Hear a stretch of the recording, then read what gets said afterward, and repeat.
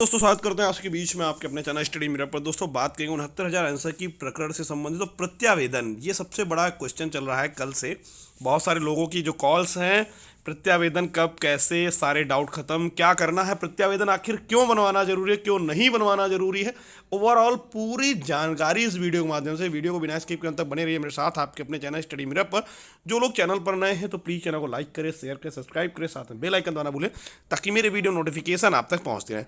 जैसे दोस्तों 69 शिक्षक भर्ती के आंसर की प्रकरण में आप सभी को बता दें, एक जिक्र चल रहा है प्रत्यावेदन, जिसको लेकर आप सभी लोग बहुत ज़्यादा परेशान हैं। ओवरऑल कल से मुझे इतनी कॉल्स आपने कर दी, और दूसरी से बड़ी बात, मैं इस टाइम पर बहुत सारे लोगों के मैसेज और कॉल्स को पिकअप नहीं कर पा रहा हूँ। एक्चुअल में तबीयत थोड़ा सही नहीं चल रही है, जिसकी वजह से मैं आपकी जो चीज़ें हैं उनको आपके मैसेज का रिप्लाई नहीं कर पा रहा हूँ। तो उसके लिए बहुत बहुत सॉरी पहले से ही। और आते हैं प्रत्यावेदन पर। दोस्तों प्रत्यावेदन का मतलब होता है कि जब सरकारी यानी कि ऑफिशियल तरीके से आपको किसी भी प्रकार, जैसे कि आंसर की प्रकरण मान लीजिए फॉर एग्जांपल प्रत्यावेदन, आपने देखा होगा कि 68 जो आरक्षण घोटाला था उसमें बहुत सारे लोगों द्वारा प्रत्यावेदन जमा किए गए थे। आपने देखा होगा 22,000 सीटों को लेकर प्रत्यावेदन जमा किए गए थे। लेकिन दोस्तों वो जो प्रत्यावेदन होते हैं वो मानता कोई नहीं है, वो प्रत्यावेदन का कोई वैल्यू नहीं है जब तक ऑफिशियल तरीके से सरकार के द्वारा शासनादेश इसका प्रत्यावेदन का ना जारी कर दिया जाए। ठीक है, तो प्रत्यावेदन जो होता है, तो दोस्तों यहाँ पर आप देख सकते हैं जो प्रत्यावेदन लेकर आप लोग डाउट पूछ रहे हैं, मैंने आपको बताया था कि प्रत्यावेदन की जरूरत पड़ सकती है लेकिन पड़ेगी ये जरूरी नहीं है। दोस्तों जैसे कि प्रत्यावेदन होता है एक कार्य को सरल करने का तरीका होता है। जैसे कि आप समझ लीजिए जो लोग एक नंबर से फेल हैं, ठीक है, इस एक नंबर से फेल अभ्यर्थियों के लिए सरकार को पूरी लिस्ट खंगालनी पड़ेगी, उसके बाद उनको निकालना पड़ेगा, सब रोल नंबर लिखने पड़ेंगे, और उसके बाद ओवरऑल सारी चीज़ें सरकार को करनी पड़ेगी, जो कहीं ना कहीं थोड़ा टाइम टेकिंग है। तो हो सकता है एक सरल तरीका होता है प्रत्यावेदन, कि भाई जिसका प्रत्यावेदन होगा वो वही लोगों जिनको दिक्कत होगी अपना प्रत्यावेदन जमा करने आएंगे ही आएंगे। तो प्रत्यावेदन एक सरल तरीका होता है, तो इसलिए बार बार प्रत्यावेदन का जिक्र आता है। प्रत्यावेदन से चीज़ें थोड़ी आसान हो सकती हैं। भाई तुरंत आया सामने रोल नंबर, उठा के हमने तुरंत उनका रिजल्ट रिवाइज कर दिया। ये होता है चीज़ों को थोड़ा सरल कर देना। तो इसलिए प्रत्यावेदन जैसी चीज़ों का जिक्र होता है। लेकिन अगर मैं बात बता दूं आपको, प्रत्यावेदन अभी प्रेजेंट टाइम की स्थिति में कोई ज़रूरत नहीं है। जब तक पीएनपी की तरफ से प्रत्यावेदन, जब तक पीएनपी की तरफ से ऑफिशियल शासनादेश जारी ना हो जाए प्रत्यावेदन का, तब तक प्रत्यावेदन की कोई जरूरत नहीं। दूसरी सबसे बड़ी बात कि क्या प्रत्यावेदन, अब देखिए आप एक और चीज़ समझ लीजिए।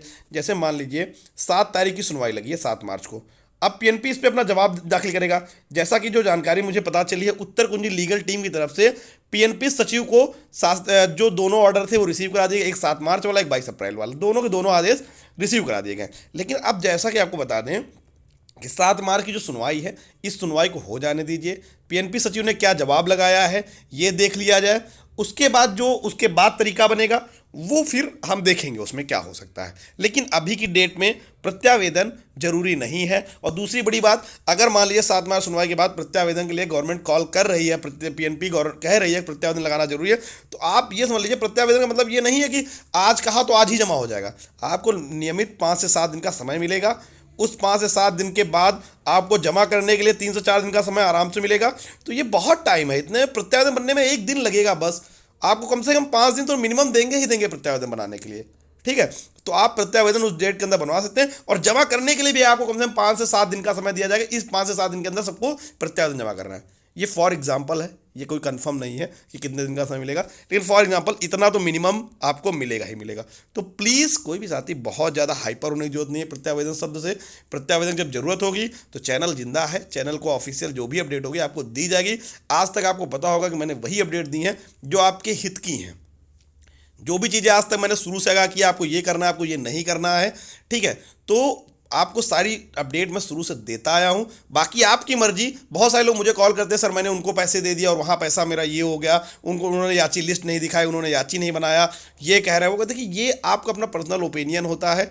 मैंने कभी नहीं कहा कि आप उनके साथ याची बनिए, और ये आप अपने स्वयं देखें कौन क्या कर रहा है, कौन क्या नहीं कर रहा है, यह आपका अपना पर्सनल मैटर है। ठीक है, लेकिन आपको सटीकता की चीज़ जानकारी होती है, आपको इसी चैनल माध्यम से मिलती है, आपको पता है। तो प्रत्यावेदन लेकर कोई भी साथी भी परेशान ना हो, कोई जरूरत नहीं प्रत्यावेदन की। पीएनपी के कॉल का इंतजार करें। पीएनपी जिस दिन कॉल कर देगा प्रत्यावेदन का, उस दिन प्रत्यावेदन जरूरी है। अगर पीएनपी का प्रत्यावेदन कॉल नहीं करते तो जितने लोगों ने प्रत्यावेदन बनवा लिए वो सारे के सारे प्रत्यावेदन व्यर्थ जाएंगे, उन प्रत्यावेदन का कोई औचित्य नहीं होगा। Thank you for watching. Bye bye.